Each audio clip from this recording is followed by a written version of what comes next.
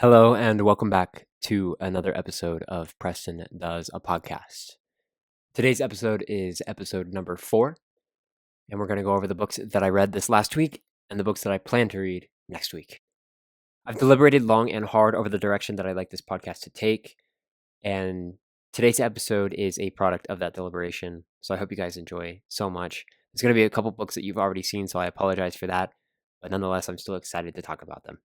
First up is the Declaration of Independence and the Constitution, annotated by Richard Beeman.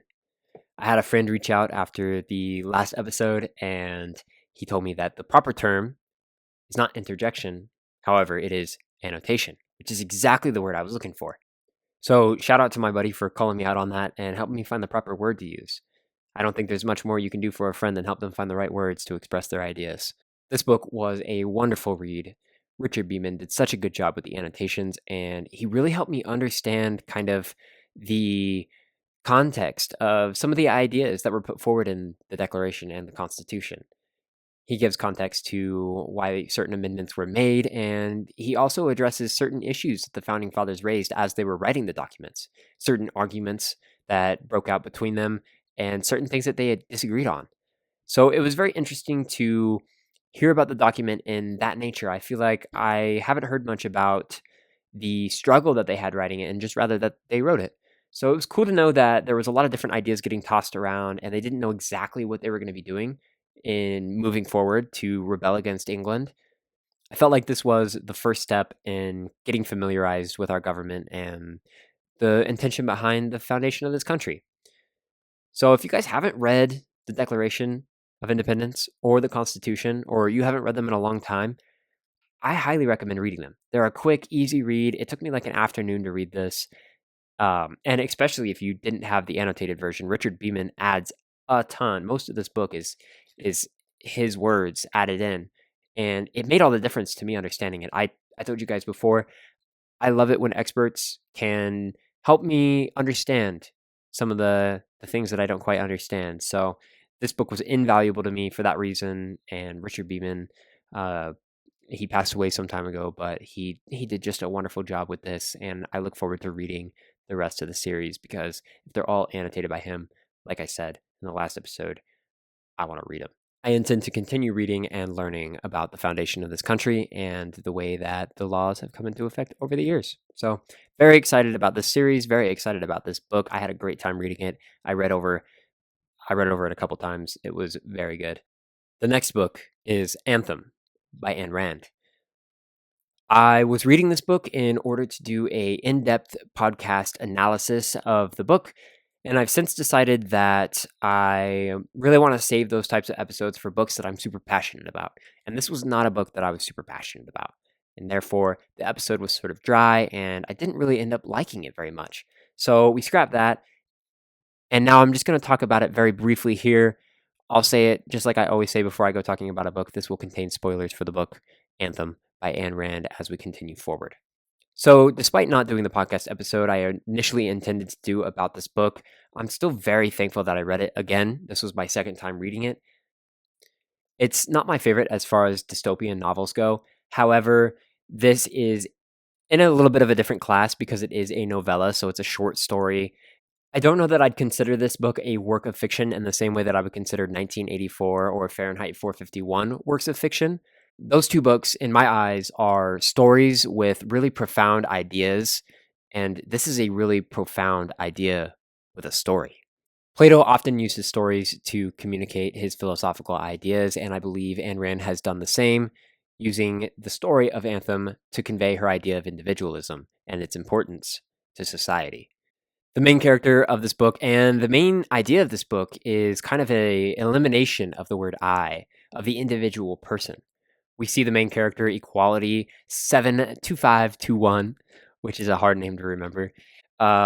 We see him struggle with individualism. He's much different from his brothers. He has a lot of striking differences than his brothers. He's much more intelligent. He's much taller. And this leads him to be an outcast. He considers this his curse.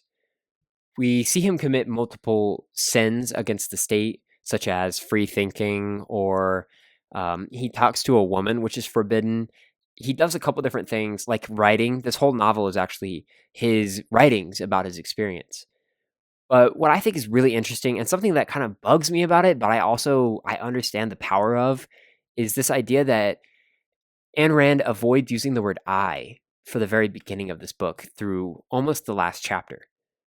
This creates a really weird dynamic between the character and the story where he considers himself a we. He has a hard time expressing his own ideas because of this lack of the word I. When Equality ultimately rediscovers electricity and tries to bring it to the board of scholars, they scoff at him and send him away, essentially shaming him for thinking that he knows better than his fellow brothers. After his hostile response from the scholars that he looked up to so greatly, Equality flees the city with his box of light. He's followed by the girl that he speaks with in the novel, the one that he calls the Golden One, and they both run off together into the woods. They come across a cabin, and Equality finds tons of books in a library and ultimately rediscovers the word I. After Equality discovers the use of the word I, he kind of sets out to create a new civilization of man where individualism is protected and cherished and the ego is revered. Hence why the original name for this novel was Ego, and Ayn Rand herself considers it the anthem to ego. Overall, I really love the idea represented in this book. I really like the philosophy of it. I do think this is more of a philosophical work than it is a work of fiction. However, it is definitely both. This is the 50th anniversary edition, so it has notes. She originally published it in England in 1938, and then I don't believe it was published in America until like 1945. So in that time, Ayn Rand, who was an immigrant from Russia to the United States, her English got a lot better, and she actually rewrote and fixed a little bit of the book, saying that she had learned a great deal more about English and felt like she wanted to refine her idea. She said she lifted the face of the story. However, its spine stays the same. I highly recommend it to anybody that hasn't read it. However, I do think it's a little bit difficult to read at times because of the lack of the word I until that last chapter or two. But nonetheless, a great read. And if you enjoyed the dystopian, suppression of knowledge, struggle for freedom type book, you might really enjoy this one. I think that the story was very fascinating, and if you can get through the sort of confusion of reading the word we as a replacement of the word I when Equality, the main character, who actually later dubs himself Prometheus, which is very analogous to his bringing of light, much in the way that Prometheus brought the fire to man. I plan to read The Fountainhead and Atlas Shrugged, which are later novels by Ayn Rand, at some point, and I'll let you guys know when I do get around to that. I'd be interested to see how her philosophy plays out in a more expanded novel. The last book that I read this week was God is Not Great by Christopher Hitchens.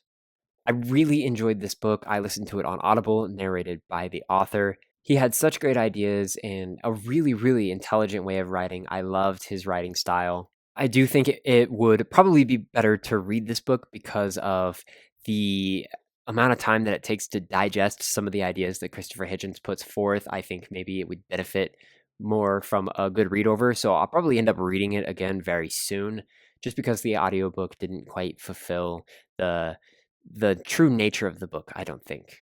One thing that I struggle with in terms of these atheist books written by these really intelligent men, such as Richard Dawkins and Christopher Hitchens, is their lack of accessibility. I think that there's a lot of big ideas in this book, and it says that it's written for believers and non-believers alike. However, I have a hard time believing that somebody who believes in God and is very strong in their devotion to that is going to read this and come across it as anything other than hate towards what they believe in. It's very intellectual, it's very well written, and it spoke to me in a lot of different ways because a lot of the issues in this book I've pondered on myself. However, I just think in terms of accessibility to the most amount of readers, this is not the book for that. If you are a believer, it says if you're a lifelong believer, you can read this book like it's for you. I don't think so. I think Sam Harris in Letter to a Christian Nation does a lot better a job. And even then, I think he leaves it lacking. These have a bit of a hostile nature towards religion. I mean, as you can see, the subtitle is How Religion Poisons Everything. I understand the outrage, I understand the writing style. However, I think that there's a lot of room for somebody to come into this genre specifically and maybe bring a bit more compassion to the argument. However, do not get me wrong. That is not me disparaging this book in any way. I think as somebody who can relate to a lot of the ideas in this book, it is super well written and super well argued. I don't think many people could argue with Christopher Hitchens on this one. I think overall he did a wonderful job of tackling some really complicated subjects and some really complicated arguments in terms of atheism versus theism. And I'll definitely be reading more of Hitchens in the future. I picked this book up initially because it's very important for me to understand both sides of an argument, and this is an argument in particular that I care a lot about, the argument between the theist and the atheist. I think that there's room for a lot of compassion in the argument, and I just wish to hear both sides. So I picked this book up. I've got quite a few others on the subject to read, and I'm just trying to get all of the information and hear all of the really intelligent people that have thrown their hat in the ring in terms of arguing on this certain issue. All right, so next up, I wanted to show you guys the books that I'm going to be reading this next week in response to reading these books. Every time I finish a book, I just want to go pick up another one, and it's truly, it makes me so excited. I love picking out new books, so I had a lot of fun picking these out, and I'm super excited to read these next. And I'll go ahead and show you guys, kind of in the same order of what I just read and what I'm going to read in response to having read that. Okay, so first up is the Federalist Papers. This book is part of the same series that the Declaration of Independence and the Constitution, annotated by Richard Beeman, are part of. This is the Federalist Papers. I don't believe that this version is annotated by Richard Beeman, but I believe it is edited by him. A little bit unfortunate. I hoped for more from him to help me understand, so hopefully I can get through all of the Federalist Papers and still understand them. Might take a little bit more work without Richard Beeman holding my hand, but I don't know. We'll see. I'm super excited to read them, and I can't wait to let you guys know next week what I think about this book. I'm just so excited to get started on it. I hope this will help me understand the Federalist Papers and perhaps give me a little bit of a better idea about how our government works and why it works, and how it was meant to work. I think that'd be pretty cool. So I'm excited to check this one out. Next up, I didn't really have a book that I wanted to follow up. I mean, I want to read Atlas Shrugged and The Fountainhead by Ayn Rand, but I don't have either of those yet, and I didn't know exactly what to read, but I saw a quote on Instagram from this book, and I just purchased it. It is C.S. Lewis, The Screwtape Letters. So I don't know anything about this book. However, I do know that it was written by C.S. Lewis, and it's addressed to J.R.R. Tolkien, which I think is very cool because I love The Hobbit and The Lord of the Rings. So I'm excited to see what it's about. I know that C.S. Lewis and Tolkien both were pretty devout. I think that C.S. Lewis is really well written, and I think that anything that he writes is just quite generally pretty compelling. So yeah, I'm super excited to read the Screwtape Letters by C.S. Lewis. I'll let you guys know what I think about him next week. And last but certainly not least, to replace God is Not Great by Christopher Hitchens, I plan to read The End of Faith by Sam Harris. Because of the way that he presented his ideas in his short form, A Letter to a Christian Nation, I really liked Sam Harris's style of writing and his compassion for the people that he's writing to. He struggles with a lot of the same issues that I have in terms of ideology and your place in the world, and he brings up a lot of ideas that I find worth considering. So I'm very excited to read this and see what he has to offer. It's hopefully going to just be a longer form version of Letter to a Christian Nation, and I'll love it just as much, but I'll let you guys know next week. So this has been the books that I read last week and the books that I plan to read in the upcoming week. I'm super excited about them all. I love them all for very different reasons, and I'm super excited to keep talking to you guys about all the books that I plan to read and have yet to read. I hope you guys enjoyed this style of episode. Let me know what you guys think. Have you read any of these books? Do you like any of these books? Do you dislike any of these books? Or do you disagree with my take on any of these books? I'd love to hear about it all. You guys know where to reach out to me. I've got links down below. Everywhere you can look for me, I'm there. I'll tell you. So with that being said, every single week I'm attempting to make this podcast a better and more polished version of what it was the week before. Just like every single day, I'm trying to be a better and more polished version of myself from the day before. Thank you for listening to me ramble on about my books. This is the reality of the people who are closest to me, and it is now on the internet for everybody to see. Thank you for listening. Keep reading, keep asking questions, and have a great rest of your day.